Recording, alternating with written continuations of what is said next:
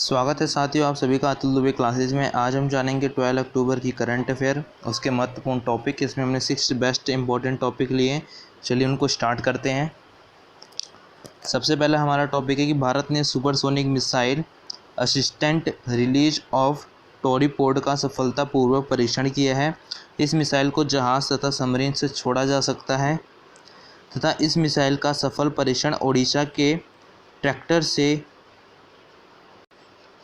उड़ीसा से किया गया है और इस मिसाइल का पूरा नाम स्मार्ट के नाम से भी जाना जाता है। तो अभी आप देख रहे हैं कि हाल में बहुत सारा एक मिसाइल परीक्षण हो रहा है, तो उसमें से कोई भी एक टॉपिक आपसे पूछा जा सकता है। तो इसमें बता रखे कि भारत ने अभी supersonic missile assisted release of torpedo एक मिसाइल है जो कि जहाज़ तथा सबमरीन में लगाई जा सकती है। इस मिसाइल का सफल परीक्षण ओडिशा में किया गया है तथा इसे स्मार्ट के नाम से भी जाना जाता है। इसकी जो अगर शॉर्ट फॉर्म पूछ ले, स्मार्ट मिसाइल का परीक्षण कहाँ हुआ, तो ओडिशा में हुआ। इसे स्मार्ट के नाम से भी जाना जाता है और इसका पूरा अगर नाम देखें तो supersonic missile assistant release of torpedo के नाम से भी इसे जाना जाता है। तो ये आप मिसाइल देख सकते हैं, ये है मिसाइल। स्मार्ट के नाम से भी इसे जाना जा सकता है शॉर्ट फॉर्म में।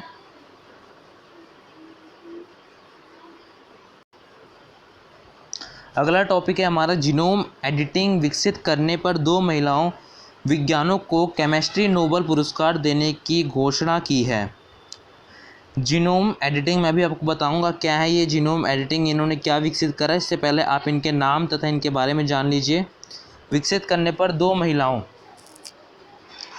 महिलाओं को विज्ञानों में केमिस्ट्री नोबेल पुरस्कार दिया गया। कौन सा पुरस्कार? केमिस्ट्री नोबेल पुरस्कार दिया गया। ये आप याद कर लीजिएगा। केमिस्ट्री नोबेल पुरस्कार की देने की भी घोषणा कर दी है, मतलब मिले गई। और पहली जो महिला है, मैं भी उनकी आपको फ़ोटो भी दिखाऊंगा। एमेन्युअल शोरपेंतिए, क्या नाम है? थोड़ा अजीब सा नाम है। ये कहाँ की महिला हैं? ये फ्रांस की महिला हैं।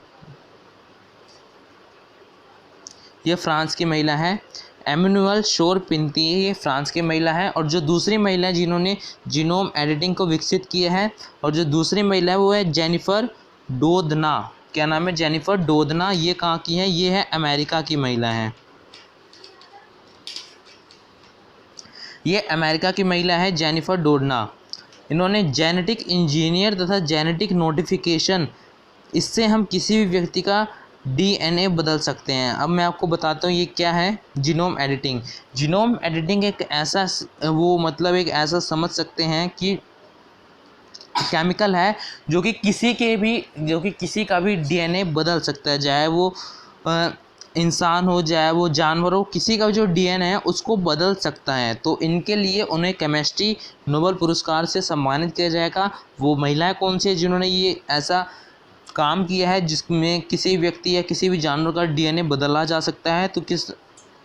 तो उन महिला क्या नाम है? एनुअल शोरपेंतिए और जेनिफर डोदना, ठीक है। और इसे जीनोम एडिटिंग के नाम से जाना जाता है। ये जेनेटिक इंजीनियरिंग या जेनेटिक नोटिफिकेशन के नाम से जाना जाता है। तो आपको समझ में आ गया होगा जीनोम एडिटिंग क्या है। जीनोम एडिटिंग एक ऐसा केमिकल है जो कि किसी भी व्यक्ति तथा किसी भी जानवर का जो डीएनए होता है उसको बदल सकता है। इसमें मैं नीचे लिख दिया मैंने आपको समझाने के लिए। इसमें हम किसी भी व्यक्ति का डीएनए बदल सकते हैं। ये दे सकते हैं। ये है फ्रांस की महिला और ये अमेरिका की महिला। इन दोनों का मैंने आपको नाम बता दिया था। अब इन दोनों की आप फ़ोटो देख लीजिए। इन्हीं 2 महिलाओं ने ये केमिकल विकसित किया है। अगला है हमारा टॉपिक है। ये तो टॉपिक काफ़ी थोड़ा पुराना हो गया था। ये 8 अक्टूबर का वैसे मैं टॉपिक लेके आऊँ, लेकिन मैंने कभी किसी भी करंट अफेयर में इनको बताया नहीं था, लेकिन मेरे को लगा कि इसको बताना चाहिए। ये भी एक टॉपिक है, मैं आपको बता रहा हूँ। केंद्रीय मंत्री रामविलास पासवान का 74 वर्ष की उम्र में निधन हो गया। यह केंद्रीय खाद्य मंत्री थे। ये कौन थे? ये रामविलास पासवान की फ़ोटो देख पा रहे हैं। ये एक केंद्रीय कौन से थे? खाद्य मंत्री थे। इनके बारे में थोड़ा जान लेते हैं। इनका जन्म क्या हुआ है? 5 जुलाई 1946 को इनका जन्म हुआ है और 8 अक्टूबर 2020 मतलब हाल ही में अभी इनकी मृत्यु हो गई है। और ये एक ऐसे नेता हैं, ऐसे मतलब हैं जिन्होंने भारत के ज़्यादातर प्रधानमंत्रियों के साथ काम किया है। तो ये भी एक टॉपिक बन सकता है। और आपसे अगर पूछ लिया जाए कि जो रामविलास पासवान की मृत्यु के बाद उनके पद को कौन संभालेगा, तो उनकी जगह पीयूष गोयल को उनका काम दिया गया है। पीयूष गोयल आपको जानते हैं हमारे रेलवे के मंत्री हैं, उनको उनका काम दिया है। केंद्रीय खाद्य मंत्री ये जो थे रामविलास पासवान, उनको इनका काम दिया गया है। किसको? पीयूष गोयल को दिया गया है। अगला हमारा टॉपिक है ग्लोबल हंगर इंडेक्स। अभी मैं आपको बताऊंगा क्या है ये, पहले आप इसमें जान लीजिए। में भारत में 94वें स्थान पे प्राप्त हुआ है। अभी भी भारत में 30 करोड़ लोग बिना खाए सो रहे हैं। ग्लोबल हंगर इंडेक्स आप देख रहे हैं, यहाँ पर कुछ मैंने फ़ोटो लगा रखे हैं आपको समझाने के लिए। ग्लोबल हंगर इंडेक्स ऐसा है जो कि हमें बताता है कि कितने लोग भूखे सो रहे हैं, कितने लोग कुपोषण का शिकार हो रहे हैं, कितने लोग अपने कम, उनकी उम्र मतलब ज़्यादा है लेकिन अगर उनकी शरीर के हिसाब से देखा जाए तो उनकी खान पान व्यवस्था सब बेकार लगती है। तो ये सब देखा जा सकता है, मतलब एकदम कुपोषण, एकदम कुपोषण हो रहे हैं मतलब। तो ये देखा गया है। तो उसमें जो भारत का स्थान आया है ग्लोबल हंगर इंडेक्स में, मतलब आपको समझ में आ गया क्या मैंने बताया कि मतलब जो बच्चे कुपोषित हैं, जिन बच्चों को खाना नहीं मिल पा रहा है, जो बच्चे अपना उनकी एज ज़्यादा हुई और लग वो कम रह के रहे हैं, तो उन बच्चों को देखकर ये तैयार किया जाता है। और इसमें भारत का 94वां स्थान आया है। कितना है? 94वां स्थान आया। और भारत के जितने भी पड़ोसी देश, जितने भी भारत के पड़ोसी राज्य हैं,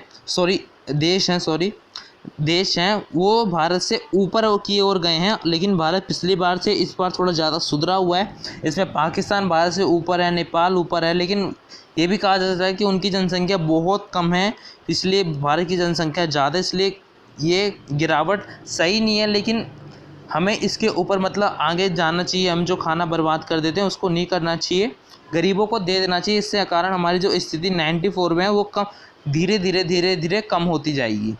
मतलब हम आगे की ओर ग्रो करेंगे 94 से, फिर हम जाएंगे 88 में, मतलब जल्दी ये सब करेंगे। तो अभी भी आप अगर देखा जाए ग्लोबल हंगर इंडेक्स के अनुसार देखा जाए तो अभी भी भारत को 30 करोड़, सोचिए 130 करोड़ हमारी पॉपुलेशन है, 140 करोड़ की। उसमें से 30 करोड़ आप मान लीजिए, 30 करोड़ लोग बिना खाए अभी भी सो जाते हैं। तो सोचिए कितनी बड़ी बात होती है कि 30 करोड़ लोग बिना खाए सो जाते हैं। तो ये हमें बात को सीरियस लेना चाहिए और इसके ऊपर विचार करना चाहिए। और जो अगला हमारा टॉपिक है, 11 अक्टूबर को विश्व भर में बालिका दिवस बनाया गया। क्या है कि 5वां हमारा टॉपिक, महत्वपूर्ण टॉपिक है करंट अफेयर की। मैं आपसे कह रहा हूँ कि आप जितनी भी डेट्स हैं उनकी एक बार अच्छी तरीके से प्रिपरेशन कर लीजिए, क्योंकि डेट्स पेपर में 1-2 नंबर की जरूर आएंगे। तो मैं आपको हर करंट अफेयर में एक डेट आपके लिए लाता हूँ।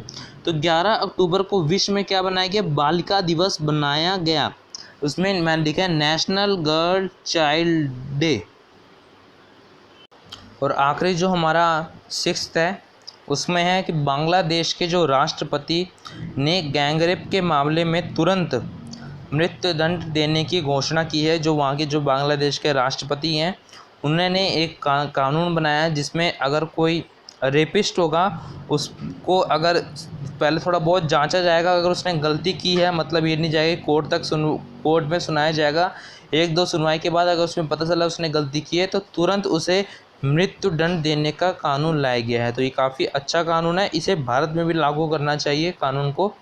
तो मृत्युदंड देने का कानून वहाँ पर बनाया गया है। बांग्लादेश के राष्ट्रपति ने गैंग रेप के मामले में तुरंत मृत्युदंड देने का कानून लाया है। तो ये अच्छा कानून है। ये थी हमारी 12 अक्टूबर की 6th best current affair topic. 12 अक्टूबर की 6th best current affair topic जो आपको पसंद आई होगी और आपको इससे कुछ नॉलेज भी बढ़ी होगी आपकी। तो अगर आपको ये वीडियो अच्छी लगी तो इस वीडियो को सब्सक्राइब कीजिए, लाइक कीजिए और कमेंट करके बताना वीडियो कैसी लगी। तो आज की वीडियो में फ़िलहाल इतना ही। अगर आपने कोई भी हमारी करंट अफेयर की वीडियो मिस कर रखी है तो सारे वीडियो के लिंक आपको नीचे मिल जाएंगे। और इस वीडियो को ज़्यादा से ज़्यादा शेयर कीजिए अपने दोस्तों को जो कि किसी पेपर की तैयारी कर रहे हैं।